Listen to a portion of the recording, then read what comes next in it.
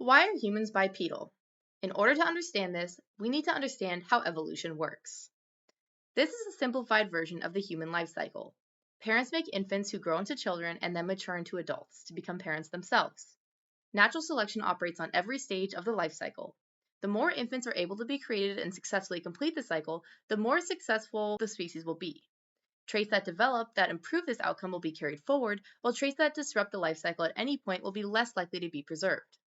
Prevailing theories of the evolution of bipedalism tend to focus on adult male activities. Brazilian physicist turned evolutionary theorist Queiroz to Amaral turned to a different part of the life cycle to explain the development of bipedalism. Instead of focusing here, she focuses here on surviving infancy.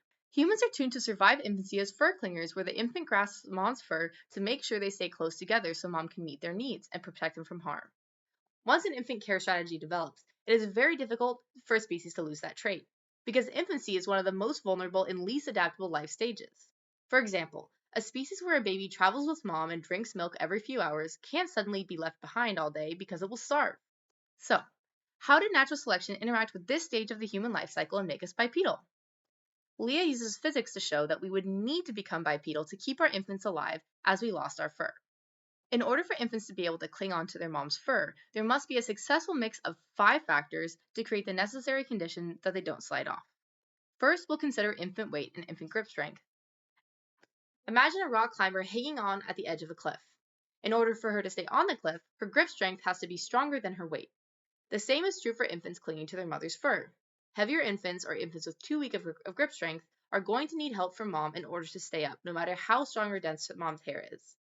Where the infant is positioned on mom can make a big difference. Let's say the rock climber is on a sloped hillside instead of a cliff. The friction of her body against the ground and the partial support of the hillside will reduce how strong she has to grasp to stay on.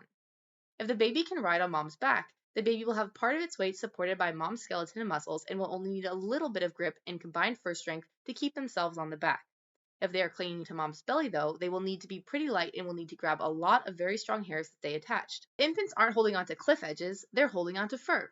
The fur itself needs to be able to support their weight. Each hair will have a limit to how much weight it can hold. Before that limit, it will stretch as it is pulled, but return to its original length when released. Beyond that limit, and the hair will break. Luckily, a baby doesn't have to be held up by only one hair. If the baby palm and feet can grasp enough hairs, the weight the hairs need to withstand is equal to the effective weight of the baby divided by the number of hairs the baby is grasping.